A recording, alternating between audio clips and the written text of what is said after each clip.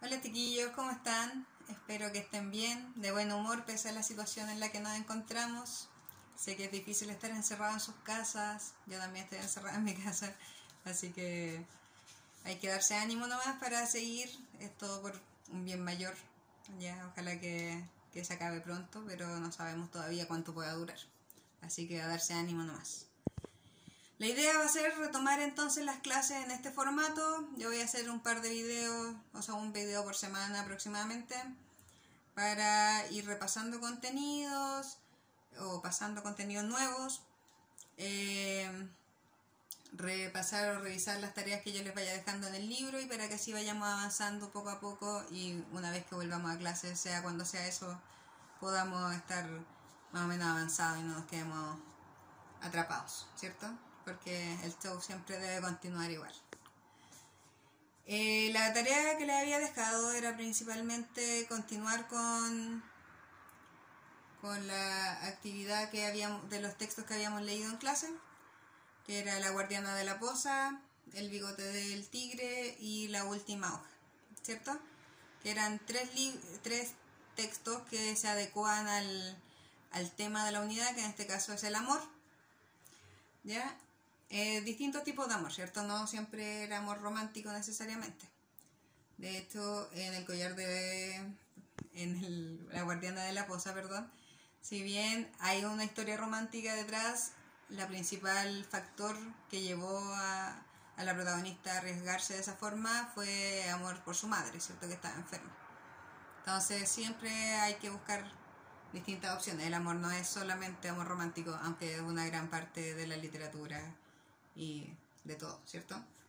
Entonces vamos a revisar las respuestas para que así vean ustedes si las tienen correctas o no.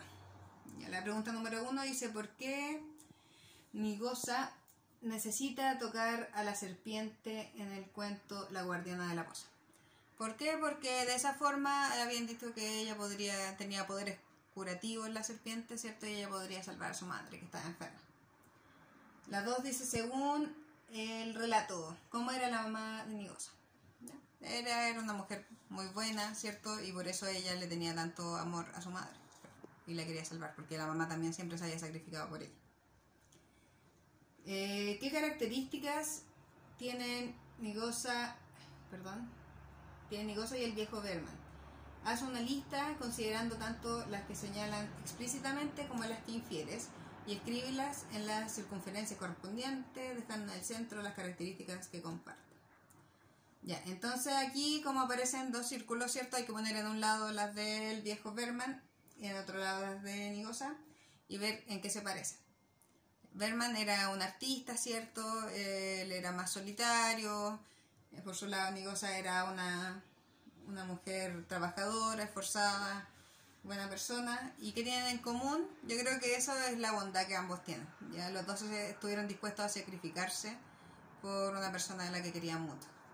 Y eso es muy lindo, ¿cierto? Entonces esa podría ser una de las características que tiene. Ya. ¿Qué viene después? ¿Para qué necesita Jun-ok la poción en el cuento del bigote del tigre? Ya, ¿se acuerdan de esa historia? Se trataba de una mujer que había llegado a su esposo de la guerra y él estaba como taciturno, no la pescaba, ¿cierto? Y eso, ella quería una poción mágica para que él la quisiera de nuevo o algo así. Entonces, ¿para qué necesitaba la poción? Para eso, para provocar que su esposo volviera a ser el de antes y pudieran volver a tener la relación que tenía. ¿Por qué el tigre aceptó su presencia? El tigre aceptó la presencia de Jun-ok porque ella puso mucho esfuerzo y paciencia y trabajó para que él le tuviera confianza, ¿cierto? Entonces ahí estaba mostrando como que la dedicación en el fondo es lo que hace la magia, ¿cierto? No es todo así, sino que hay que esforzarse y trabajar y así conseguir las cosas. Bueno, perdón, decía qué lección le dio el maestro Jun-ok, era eso, ¿cierto? Que así como ella logró convencer al tigre de que le dejara sacarle un bigote y porque le tuvo cariño, si ella trabajara en su relación con su esposo, podría llegar al mismo resultado, ¿cierto? Que en el fondo necesita dedicación y amor para lograr ese resultado. Ya, explica qué simboliza cada objeto, el objeto para cada personaje. Ahí ya habíamos hecho el de los dos primeros, ¿cierto? Que el collar de piedra del uno significaba como el amor que le daba este hombre a Nigosa. El bigote del tigre significaba eso, como el trabajo, el respeto, la paciencia, ¿ya? Y la última hoja de la hiedra era como la esperanza, ¿cierto? Era la última esperanza a la que se estaba aferrando a la vida el personaje de ese cuento. Y también el amor de Bergman hacia esa mujer. ¿Ya? Interpreta la siguiente respuesta del sabio Jung-ok. Del sabio Jung-ok. ¿Qué quiere decir y qué idea representa? Espérenme un poquito que se me fue aquí.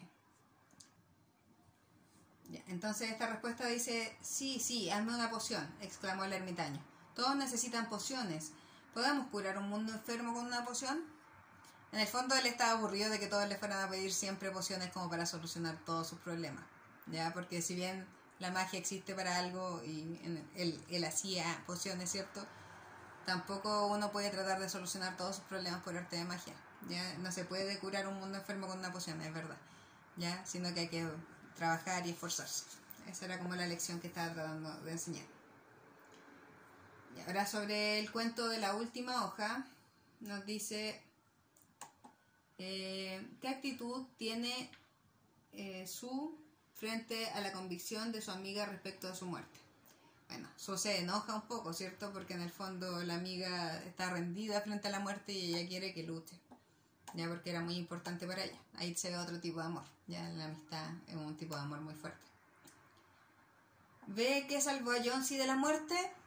Ahí está el amor de Bergman hacia ella, porque él se sacrificó sabiendo que había una sesión de enfermedad cerca y estuvo bajo la lluvia pintándole esa hoja para que ella no muriera. Si vivieras una situación extrema, ¿qué motivos te harían mantenerte vivo? Esa es la opinión personal que ustedes tienen que responder según lo que ustedes crean, ¿ya? Así que creo que esas eran todas. Déjame revisar. Y la pregunta 10 dice: marca con un tic en el casillero correspondiente al momento en el que cambia la actitud de los personajes en cada cuento. En el caso del bigote del tigre, cambia cuando escucha Jung-ok escucha la comparación del maestro entre el tigre y su esposo. Y en el caso de la última hoja, cambia cuando Johnsy ve que la última hoja se resiste a caer, ¿cierto? Y relee el siguiente fragmento del cuento, La guardiana de la poza. A partir de él responde cuánto sabe el narrador de lo que sucede en la historia.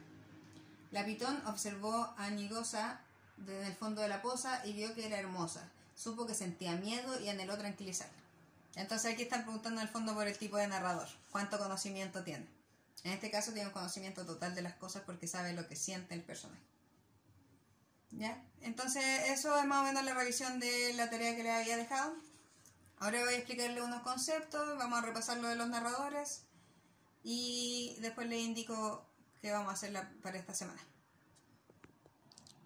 Ya, entonces esto lo hemos visto, ya lo saben, pero los tipos de narradores los vamos a ver otra vez para que los tengan súper claros y después no lo tengamos que ver de nuevo.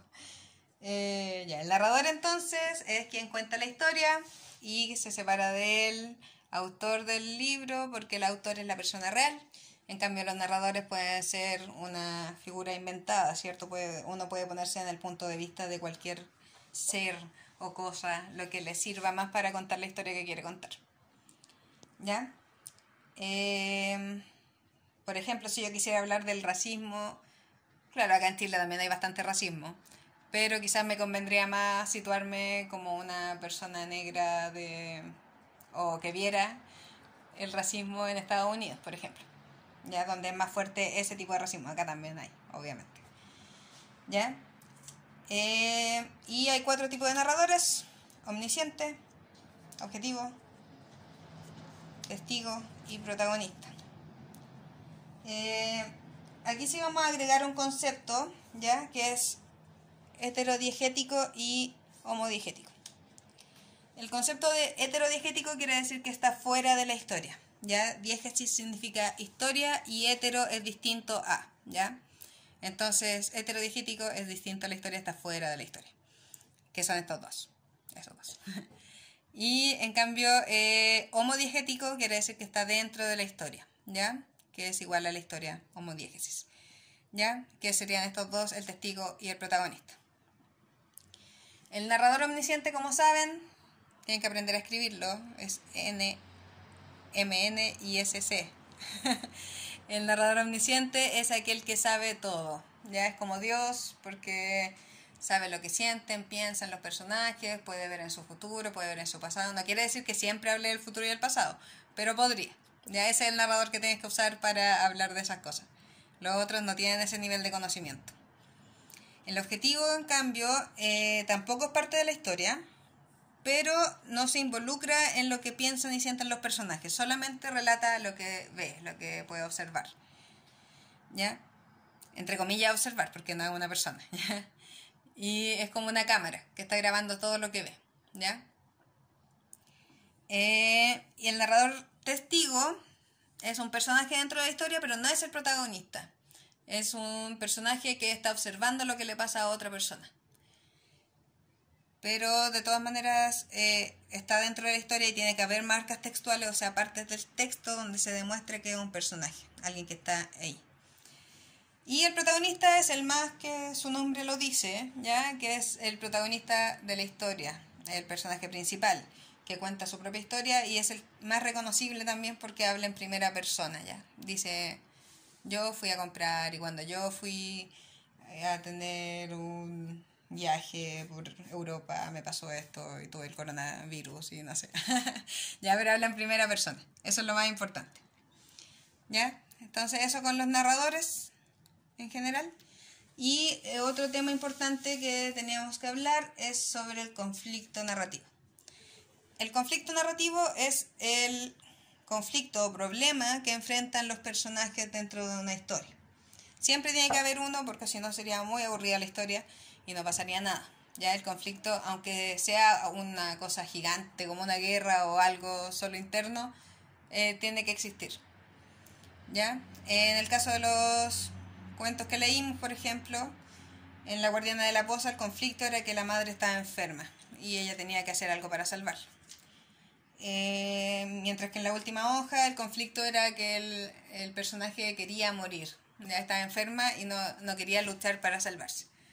Y eso conflictúa a los demás personajes a hacer lo que tenían que hacer. ¿Ya? Existen tres tipos de conflictos que se identifican. Uno es entre personajes, ¿ya? Que es como el más típico, es un protagonista enfrentándose a una antagonista que sus propósitos, objetivos chocan, ¿ya? Entonces se enfrentan en distintas situaciones, puede ser un enfrentamiento físico o una discusión o lo que sea. También está personaje versus situación externa, ¿ya? Aquí el personaje principal tiene un objetivo y hay algo fuera de él. Tuve un pequeño problema con el video, pero ahora seguimos. Bueno, entonces el personaje tiene un objetivo y hay algo fuera de él que se lo impide, ya que se va en contra de lo que él quiere lograr. Puede ser una tormenta, puede ser una enfermedad, como en el caso de La Guardiana de la Poza, donde el antagonista en el fondo es la enfermedad que tiene la madre, ¿ya? Esa situación es la que causa el problema, el conflicto narrativo, ¿ya? O en la de La Última Hoja podríamos verlo también como la enfermedad también, que está causando todos estos problemas y conflictos dentro de esta casa donde vivían los artistas, ¿cierto? Y el último tipo de conflicto es el más moderno también, porque en la literatura, mientras más moderna, más se van preocupando como de la interioridad de los personajes, ¿ya? Y ese tiene que ver entre deseos o pensamientos contrarios, ¿ya? Tiene que ver con una lucha interna del protagonista, ya sea con sus creencias, con sus valores, ¿ya? O en el caso, por ejemplo, de La Última Hoja, también podría haber un conflicto de este tipo en la mujer enferma, que se me olvidó su nombre, pero que es está enfrentándose con sus propios deseos a morir, ¿ya? Es como una lucha constante entre si vivo y hago el esfuerzo o simplemente me dejo morir, ¿ya? Entonces esos son los tipos de conflictos narrativos que existen. Los tres son interesantes y se pueden trabajar más de uno en una narración, ya no es necesario que sea solo uno, pero es importante reconocerlo, ¿ya? Eso es la materia de esta clase. Eso que acabamos de ver, de todas maneras, aparece también explicado en la página 40 y 41 de su libro, si es que lo quieren leer de ahí, si es que algo no les quedó claro, o no sé. Y hay otro concepto que quería trabajar, que es el de la verosimilitud en la obra literaria, aparece en la página siguiente, en la 42. ¿Ya? La verosimilitud en la obra literaria tiene que ver con que la historia sea creíble, ¿ya? Esto no quiere decir que no puedan haber elementos fantásticos dentro de una historia, ¿ya? Pero tiene que haber una lógica dentro del mundo narrado, ¿ya? Por ejemplo, si estás leyendo un libro donde todo es muy realista, hablan de solo cosas normales que nos pasarían a nosotros, y de repente aparece un superhéroe y hace algo extraño y se va, y los personajes reaccionan como si eso no fuera extraño, ¿ya? Ahí se rompe un poco este trato de verosimilitud que se hace entre el escritor y el lector, ¿ya? El escritor tiene que tratar de crear un mundo coherente, que tenga sentido, ¿ya? Entonces también es importante dejar que cada cosa que vaya poniendo dentro del relato tenga alguna importancia y significancia en el relato, ¿ya? Había una teoría que decía que si yo muestro al principio de una historia o de una película o de un libro que un personaje tiene una pistola y hago un énfasis en esa pistola, el personaje tiene que usarla, ¿ya? No puedo poner elementos así sin sentido, porque eso quiebra la verosimilitud de la historia. Verosimilitud tiene que ver con el concepto de verdad, ya de veracidad, que sea algo que se vea cierto, a pesar de que no necesariamente, como les dije, tenga que ser súper realista, ¿ya? Pueden haber elementos extraños, pero los personajes y toda la narración tiene que tener sentido dentro de todo, ¿ya? De todas maneras, lean eso de la página 42, ahí está bien explicado, pero es esa idea principalmente, ¿ya? Para que la comprendan. Ya. Y ahora les voy a dejar una actividad para esta semana, que sería en la página 41, Veroshka, ¿ya? Tienen que leer eso y resolver las actividades hasta la página 43. Y también la evaluación intermedia, que es solamente 2 páginas, la 44 y la 45, que hay un texto breve y preguntas que tienen que ver con esta materia que vimos recién, ¿ya? Así que espero que les haya quedado claro. Cualquier duda que tengan, no duden en escribirme, ¿ya? No tengo ningún problema en contestarles.